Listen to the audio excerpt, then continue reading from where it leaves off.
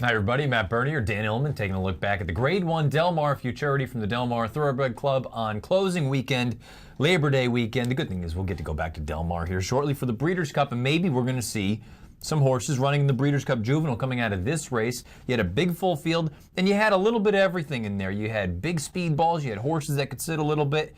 I think the one thing we got out of here, the top two are quite good here. We're going to take a look as they break from the gate. Keep an eye on Bolt d'Oro, who's a horse that got shuffled back there in the white sleeves and the dark sort of body. He's just going to bide his time in the back. Things heat up early on. This is a very professional performance for such a lightly raced horse. I think the fact that this pace is pretty quick is eventually going to help the number 6 Bolt d'Oro. But look at him right now. He must be in the 6-7 path after that difficult beginning. But I do like the way he settles on the outside, and he comes and gets a pretty nice horse in Zatter. You have Soul Street, who was visually very impressive, breaking his maiden for Bob Baffert, but that would keep in mind it was at 5.5 furlongs. He's out there setting the fractions. You see 21-4 flash up. A half mile is going to go in 44-2. Keep an eye on the Zayat Silks as well. That's Zatter. Zatter is going to eventually roll up here just on the outside of Runaway, who has been a graded stakes winner already.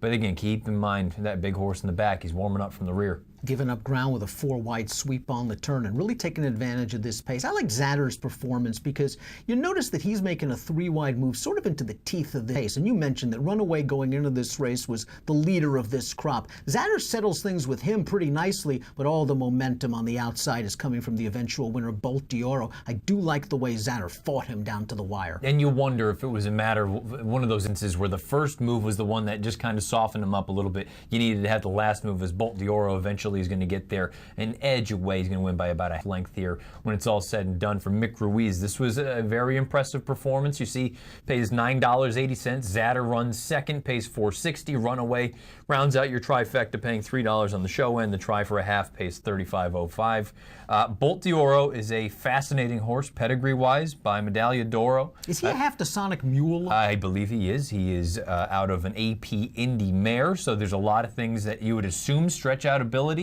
I kind of look at this horse on the gallop out and say I have no reason to think that more distance isn't going to be his friend.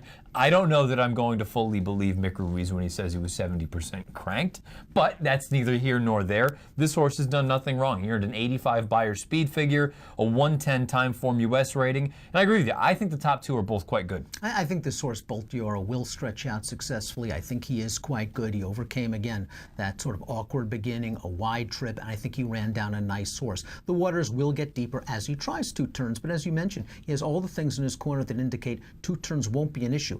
I wonder if that's going to be the case for Zatter. I hope so, because I really would like to follow Zatter in a race like the front runner at Santini. I think his speed would play well on that track. I think he can get that mile in a 16th distance. I really liked his effort, even slightly better than the horse that beat him, Bolt d'Oro. Again, he did rate nicely in the early portion, but he had to move early when he saw Runaway begin his move. He didn't want Runaway to get too far away because he felt that was the horse to beat. Do you fear that an effort like this from Bolt d'Oro is going to change the connections and think that he is sort of a off-the-pace runner? Because again, we've talked about it, whether it's Santa Anita with the front runner or back here at Del Mar for the Breeders' Cup Juvenile, do you really want to be coming from that far out of it? Lord, I hope not, because we've seen that so many times where a bumbling beginning and a big late rally changes the mind of the connections, and they take that tactical speed away, figuring, boy, this horse showed such an explosive kick, let's do that every single time. When you talk about racetracks in Southern California, especially 2-year-old races, we have quality, precocious, fast horses. You really never want to give so much ground, so much of a tactical advantage turning into the stretch. The jury's still out on that. I think when he stretches out, that natural sprint speed might come out, and hopefully he won't be too far off the pace when we see him next time. We know Zatter won't be too far away. I believe Runaway is by Concord Point, if my memory's... Or Runaway and High. Runaway and High. Runaway and High, does he... Well, okay, so Concord Point. I always see the Kalima Silks, and you can't remember which one's which. There's a part of me that thinks that this horse is a sprinter through and through. A, I think he's a sprinter, and B, while he ran just fine in this race, I wonder if he was one of those precocious early 2-year-olds, and he was a man among boys for his first 2 starts. It was somewhat alarming, and correct me if I'm wrong, the Beyer speed figure dipped precipitously from start 1 to start 2, so he still had some work to do in a race like this, despite his accomplishments. And I just wonder if he matured faster than a lot of these horses. They've caught up to him. like you, I kind of like him at these longer sprint distances, but right now the money's stretching out. And it'll be interesting to see. Again, I don't know that you're looking at him as a true Breeders' Cup type, but there are still some of these 2-year-old stakes going one turn. Maybe you find some sort of a 6 or 7 furlong race for him there. As far as the rest of the field is concerned, Tatters to Riches was a giant price tag. I believe they paid over $1 million for him. Soul Street looked very, very good first time out.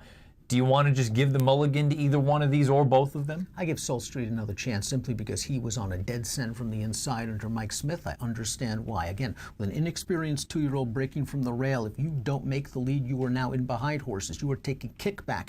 It is unfamiliar. I think Smith was confident to send Soul Street.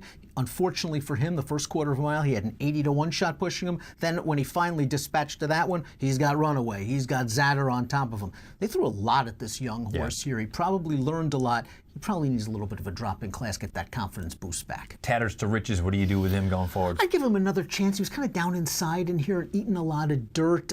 I was a little bit disappointed that at least he couldn't get past Soul Street, who was really on fumes at the quarter pole. So it's a learning experience for Tatters to Riches, but something tells me maybe he's going to stretch out. Del Mar Futurity, this could end up being a key race here in a few weeks when we come back to Del Mar for the Breeders' Cup Juvenile, because each of the top two, Bolt d'Oro and Zatter, they both ran quite well, but Bolt d'Oro wins the battle here, earns an 85 buyer taking the Del Mar Futurity.